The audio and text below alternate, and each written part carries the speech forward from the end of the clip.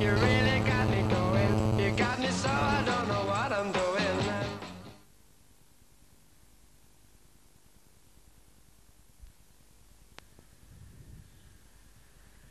Norberto, ¿cómo empezaste? Bueno, sobre finales de la década del 60, se inaugura en Galvez una confitería que se llamaba Yango, el viejo Yango que estaba en donde en este momento está el Paseo del Edén. Y como cuando uno es joven, la música interviene en gran parte en la vida de un joven. Nos arribábamos a la confitería y siempre estábamos mirando y pispeando lo que hacían los DJ, que en ese momento era Ernesto Coqui Mauri. Después de un tiempo creo que Coqui se cansó o tuvo otro tipo de actividades y como yo era muy amigo de él, me preguntó si podía continuar con lo que él estaba haciendo. Y de esa manera ingresé a poner la música al Yango, al viejo Yango. ¿Cómo comencé? Y cosas que vos empezás de chica, que te van surgiendo, que te gusta la música progresiva, que te gusta la música de onda, la música que cambia, o sea, toda la rebeldía que uno tiene en sí. Entonces me empecé a meter en balón en la confitería, a hacerme amigo de los dueños, y bueno, me fui metiendo en la cabina del DJ y fui aprendiendo, yendo de día, iba a la tarde, los sábados a la tarde cuando ellos venían, entonces me metía a poner música. Y el dueño era un flaco alto de barba que siempre me decía, flaca, poné música. Y cuando faltaba alguno de los DJ, entonces yo colocaba música. Era difícil en esa época ser una mujer DJ. Sí, muy difícil, más en un pueblo, porque te criticaban porque vos estabas en una cabina poniendo música. ¿Qué hacías vos ahí arriba? O sea, el mundo machista, digamos, que nos rodea, nos llevaba a que una mujer era imposible que sea DJ. Pero yo como no me interesaba, siempre fui personal, lo hice y realmente me encantó. Fue poco el tiempo que duró, pero me gustó mucho hacerlo. Char, ¿cómo comenzaste con todo esto de la música? Y bueno, hace mucho tiempo, es decir, en la época de la música, cuando me empezó a gustar la música, era una época que mis padres tenían un barcito, donde frecuentaban todos los chicos de la escuela, es decir, era justo el paso obligado de la escuela, tanto ida como vuelta, y por lógica había que tener un combinado o un winco como para poner los temas que a ellos les gustaban. Y bueno, ahí me fui un poco acercando cada vez más. Y bueno, la meta, por supuesto, era llegar a un boliche. Y bueno, me empecé a hacer amigo de chicos de jockey de esa época, como Petete La Viña, Coqui Mauri. Y bueno, y de caradura me fui metiendo, me fui entrando. Me fueron dejando espacio, es decir, yo creo que tengo que agradecerles a ellos porque en su momento me fueron dejando espacio. Y bueno, y es toda una época y una etapa, y bueno, y un poco le pasó la etapa a ellos y vino la etapa mía, que lo hice casi en conjunto con Cachibuero, laburamos prácticamente juntos, inclusive cuando quedamos con la confitería Yango, es decir, éramos socios nosotros dos, y éramos los que manejábamos la cabina de DJ y éramos los de DJ, ¿no? Comencé un poco por la circunstancia de querer hacer algo, digamos ya de adolescente la música ocupaba un lugar y fundamentalmente por tratar de meterme en una actividad desconocida por entonces, porque comencé a trabajar allá por el año 1969 cuando por primera vez en Galvez se abrió una confitería bailable, se denominaba así, y que fue Yango, que hoy perdura su nombre e incluso tuvo una procesión hasta estos días, ¿no? Y recuerdo que un poco por curiosidad, lo primero que hice cuando fui al día de inauguración fue a hurguetear un poco lo que era una cabina, cómo era un funcionamiento, y recuerdo bien que estos primeros dueños, los primeros propietarios, digamos, de Yango, no tenían, o sea, no tenían afectado a una persona que se dedica a poner música durante toda la noche. Por aquel entonces el tema pasaba por poner música, no por programar precisamente esta música. Yo creo que empecé siendo pasadisco más que DJ, que ya con el tiempo fui adquiriendo un poco más de experiencia y fui conociendo en la práctica esto de ser DJ. ¿Qué temas escuchaban? fundamentalmente en esa época era más música romántica que lo que hoy se llama música movida o rock o pesado. No había forma de que las parejas salieran a bailar en la confitería si vos no le ponías música lenta, lo que se llamaba lenta en aquel momento. Después había ciertos momentos de la noche en que se hacía la fiesta de la música movida, donde los chicos se terminaban de divertir a lo loco.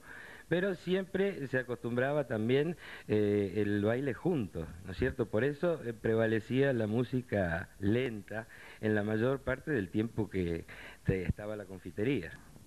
En esa época se mezclaba mucho lo que era el nacional y el internacional, es decir, el internacional preferentemente, bueno, los precursores de esa época, que eran los Rolling o los Beatles, es decir, preferentemente esos dos, salvo algún otro grupo que, bueno, llegaba con algún tema en el apogeo, pero esos temas duraban probablemente un par de meses y desaparecían. Básicamente esos dos. Y en música nacional, bueno, lo que era la época de Almendra, es decir, con Spinetta o el mismo Charly García o Manal o Box Day, se utilizaba mucho la música lenta. Es decir, por ejemplo, nosotros de 6 horas de boliche probablemente repartíamos 50% de música lenta, 50% de música movida, siempre alternada. Lo que escuchaba en ese tiempo era Zeppelin, Yes, Genesis, Jimi Hendrix, Joe Cocker, Eric Clapton, o sea, era muy variado lo que había en ese tiempo, pero era toda música extranjera. Después estaba Charly García, lo teníamos León Gieco, mucha música nuestra también. Pero lo que más se escuchaba siempre fue lo extranjero, o sea, pasa mayormente, viste que se escucha lo extranjero. Esa era toda la música que se escuchaba.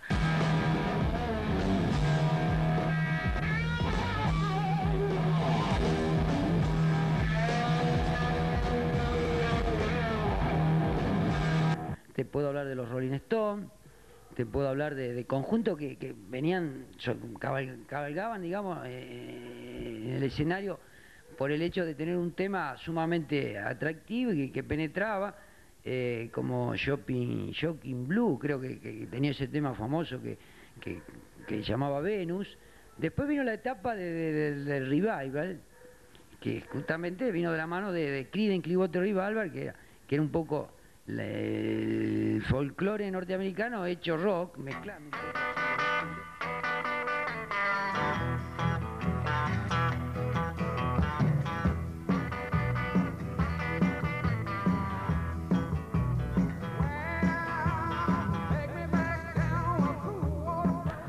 A la hora de elegir un tema, ¿lo hacías porque te gustaba o porque la gente te lo pedía? Mira, mayormente colocaba la música que a mí me gustaba, realmente la música que a mí más me llenaba. Pero mayormente la gente te pide temas. Pero lo que el flaco siempre me decía, el de Balón me decía, pero flaca, vos sos muy falopera para poner música. Claro, porque yo me iba con el rock, ¿viste? Era todo pesado. Eso es lo que yo hacía permanentemente. La gente no me pedía muchos temas. Era un poco de eso y un poco también influía el gusto de la gente de ese momento, porque no te olvides que sobre fines de la década del 60, la cultura musical era, ya te digo, sobre lo romántico, el castellano, todos los temas en castellano, y lo que era grupo de rock, que a lo mejor era lo que a uno le podía gustar, no gustaba tanto en ese momento. Entonces había que un poco la música que uno elegía y otro poco la gente la música que la gente te pedía. Sí, pero normalmente vos, es decir, un DJ que se tiene que manejar con el consenso o el gusto de la gente. Es decir, normalmente en la semana vos ibas recogiendo datos, charlando con grupos de amigos, de gente allegada, preguntándole qué era lo que le gustaba bailar, qué era lo que le gustaba que le pongamos. Bueno, entonces en base a eso armábamos la tanda. No obstante, no era una tanda rígida, es decir, todo dependía de cómo se manejaba la gente dentro del boliche. Es decir, a veces la gente viene con buena onda, a veces viene con mala onda. Bueno, entonces tenés que cambiar sobre ese momento todo lo que vos tenías programado o todo el trabajo que habías hecho durante la semana. Es decir, es un trabajo, sinceramente, un trabajo muy lindo, muy creativo. Por sobre todo creativo porque sobre la marcha tenés que ir inventando, tenés que ir haciendo cosas como para que la pista no se te caiga, la gente tenga buena onda, se mueva.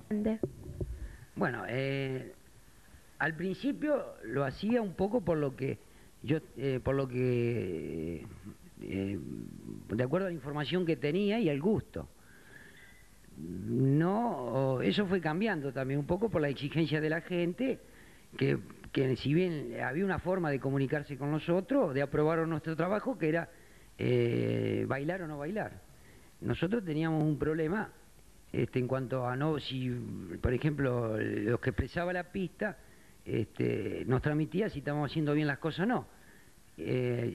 Si bien ahí yo quiero marcar dos cosas que vienen al caso y sería interesante contarlas, que no es lo mismo poner música acá, en donde hay una sola confitería bailable, donde hay como una especie de tener que bailar, de que la gente está obligada a bailar porque no tiene otra posibilidad, que ir, por ejemplo, a trabajar, donde ya en la segunda etapa de mi experiencia como DJ, en lugares donde, y me estoy hablando de lo que pasaba en Rosario, por ejemplo, donde había como una especie de razón de convocatoria a través del DJ. Y de repente, como yo trabajé, la última etapa la trabajé en boliches de pareja, donde por ejemplo la pareja, si no bailaba, tenía otro tipo de posibilidades, ya sea charlar, compartir con otros integrantes del grupo, y de repente tenía la posibilidad de no bailar porque no le gustaba la música, mientras que de repente acá la posibilidad, esa posibilidad no existía porque era, digamos, el último momento, la única oportunidad de poder hacer lo que le gustaba, que era bailar.